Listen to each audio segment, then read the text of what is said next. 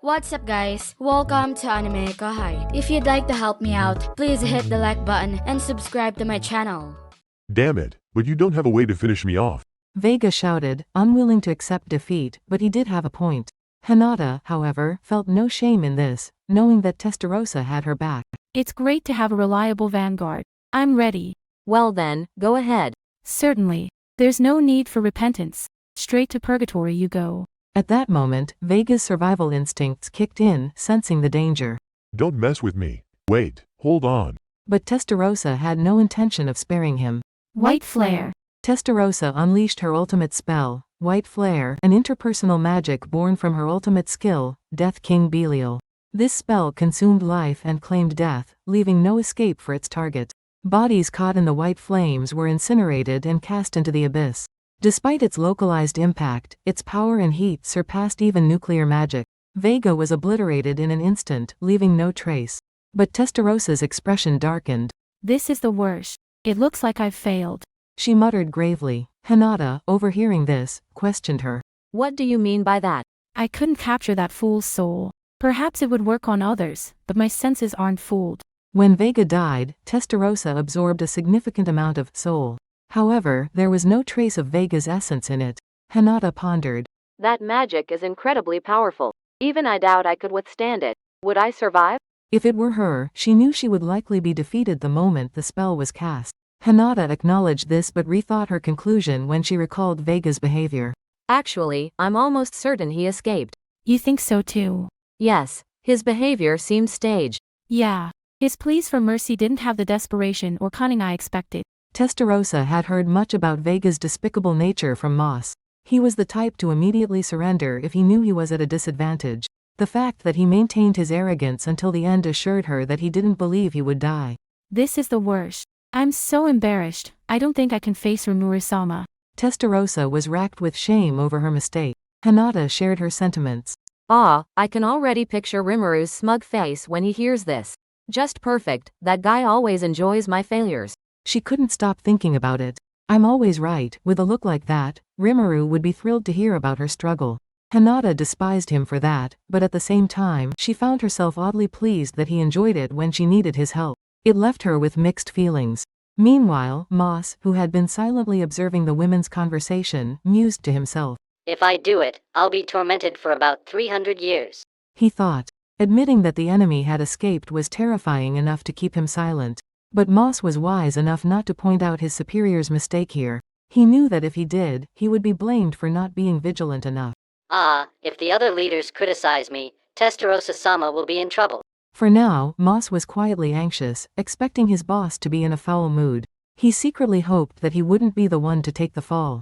Rudra calmly removed his emperor's coat and handed it to Velgrund. Now dressed in just his shirt, he focused on Feldway. Come forth, Deva. The sacred sword, Deva, which Rudra had wielded during his days as a hero, appeared in response to his call. This sword, a gift from his friend and mentor Veldanava, was of the highest mythical grade. The Deva and its counterpart, Asura, were regarded as the most formidable swords ever created. While Asura, given to Gi and later Milam, was a long, curved, single-edged blade, Deva was a standard-sized, double-edged sword perfectly suited for Rudra's fighting style. Feldway's eyes narrowed as he recognized it. That sword, it belonged to Veldanava-sama. Exactly. He entrusted it to me. That's unacceptable. Such a precious weapon shouldn't be in the hands of a mere mortal. Why should I care? Rudra began to approach Feldway. Velgrund, watching from the sidelines, felt anxious but trusted in Rudra's abilities. So, you're still the coward you've always been, huh? You're the kind who would never put everything on the line in a fight. What does it matter? A leader needs to outlive everyone else. You know that as well as I do. True. But if that caution causes you to miss opportunities to win battles you could have won, what's the point? What are you trying to say? I'm grateful, actually. If you hadn't relied on Justice King Michael and fought Grin directly, she would have been much more seriously injured. But hurting her is something I can't forgive. Get ready. As Rudra finished speaking, he closed the distance to Feldway in an instant and swung his sword casually. Feldway met the strike with his own sword, Arc, another masterpiece from Veldanava. The grade of their swords was equal, so the battle would be determined by their skill. The ground cracked beneath their feet, and even the air seemed to shatter as they clashed. The force of their blows was so intense that the air around them seemed to burn. This is incredible. Hinata, now a spectator, muttered in awe. Rudra, whom Granbell had respected as a master, was displaying immense power, even while inhabiting Masayuki's fragile body. In fact, Rudra's strength seemed to surpass Feldway's. After several exchanges, it became clear that Feldway was being outmatched. You're weak, fool. Don't you dare mock me, Rudra. That's what happens when you rely too much on your skills. You've been trying to imitate me, but you're nowhere near as good. Rudra's sword effortlessly knocked Feldway's blade aside, highlighting the vast difference in their abilities. The ultimate skill, Justice King Michael, is indeed a perfect defense. I've used it long enough to know that. But while it's active, you can't go on the offensive, can you? No magic, no other powers, not even your fighting spirit. You can't use magic to block attacks either. However, there was a loophole. While it was true that you couldn't counterattack using fighting aura, the overwhelming power of Haki could still break through. Besides, you could still attack with a weapon in hand, which was the main point. Rudra had mastered this technique, expertly releasing his castle guard just at the moment of attack to amplify his power with fighting aura.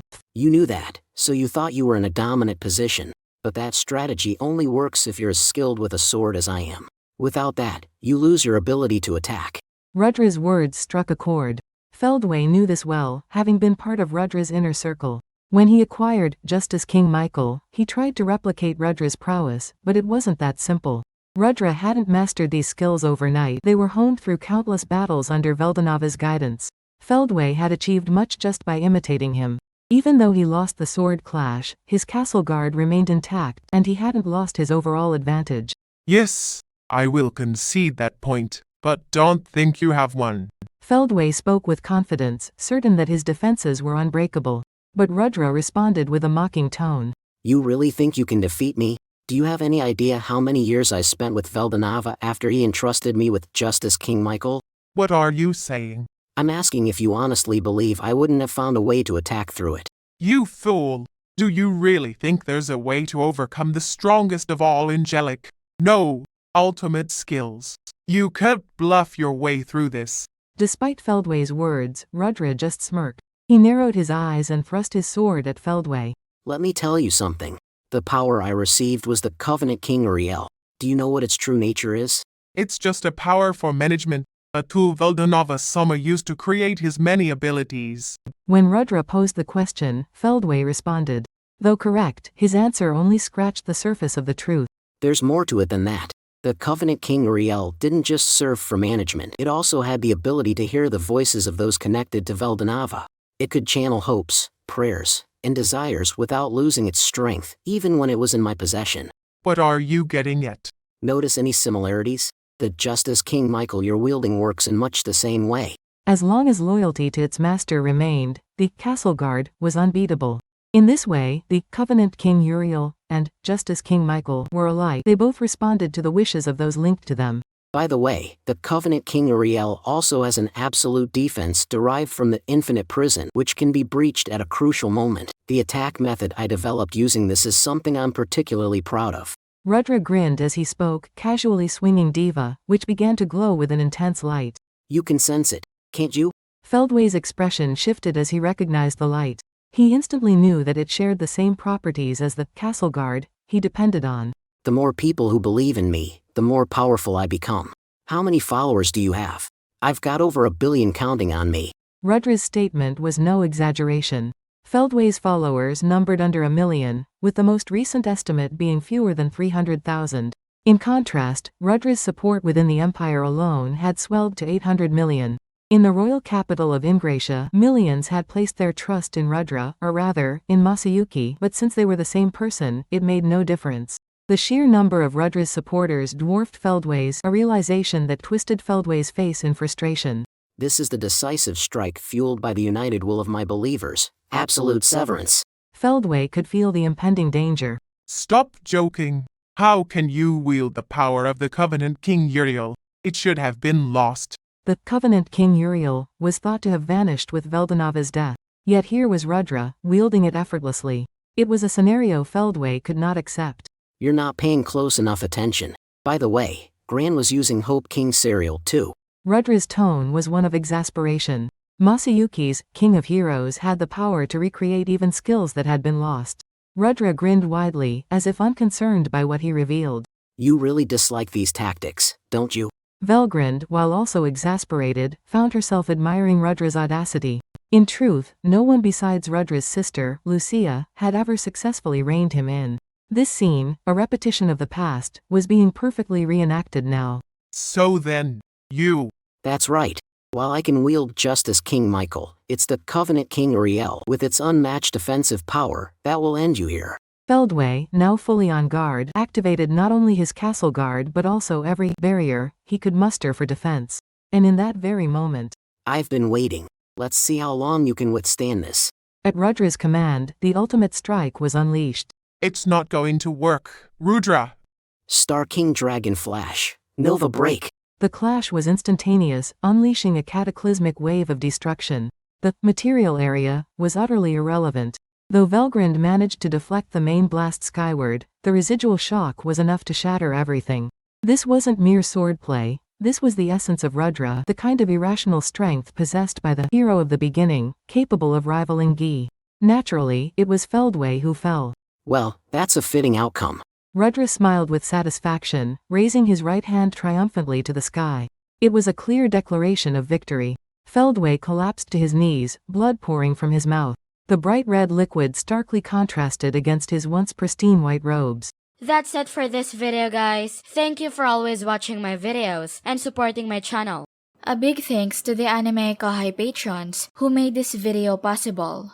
Jared Bressler, Chad Vota, Chris Guzman, Havox, Speed Saber, James Waters, Arijit Das, Curtis Loban, Judah Herrera, Justa Guy, Misael W. Hernandez, Jason Martin, Zach Rossan, Byron, Jarius Ladek, Alfonso Smith, Donald Williams, Moab A, Day of Light, John M, John Charles, Godman Gaming, Akon Engok, Markithian Tidwell, Andre L. Hamilton, Adrian, Kumo, Sanketh Chelu, T. Bush, John L., Edgar Fuentes, JV, Dirty Old Hobo, Gonce Direco, Thomas, J., Christ, Juan Ignacio, Joshua Cousins, Jose Hernandez, Vethelny, Lunel Scarlett, Khaled, Christian Deshazer, Cal Robs, Divine C. Harris, Destiny Smith, Panda Cats, Aaron Alarcon, Monty Boy 98, D-Man, Ruben, Luis Caro, Yuki Iki, Pedro Robles, Chris Jr., Isaac, Koala King 93, Paul DeGrassi, Little 95, Coyote de Peza, Quilly Buckner, Zephyros, Alver, Normal Defate, Joshua Andrade, Jaya Keshav, L, Gary Miles, Nobody 0034, Dragon Spawn 666, J Rule, Sayonori, Alfredo Renteria, Liel Tiram, Liron Sangkap, Eric Tass, Christopher Mash, Echo Tski, Foolish Prophets, Ethan Madison, Louis Strutter, Charles Bailey, Sky T, Diego Ginoza, Nick H, Andre Hamilton, Jason Torres, Sesh, Guy Ansley, Simon Road, Emperor WSA, Mika Espinosa, George Hage, Pratik Bandari, Arod Dare, Von Joseph, Deriha Skerte, Jackson Early, Smexy, Carl Stephen Bernadal, Tank Bailey, Gareth Hashimoto, Steven Madison, Homelike Drop, Fazli Topadar, Nasir, Vasto Lord, Martin Ramos, Marl Barsha, Ralph Ignacio, Karen, Mark Charlie Els, Hansel Ortega, Yellow Wally, Efrain Hernandez, Luca Gaming WTF, William Locke, Jordan Mersha, Jay Magsino, Recru17, Bismarck Munoz, Arion Booker, Kamal Luke, Izat, Mr. Santo, Akshay Divate, M. Wei June. Thank you so much for helping out. I'll see you guys in the next video.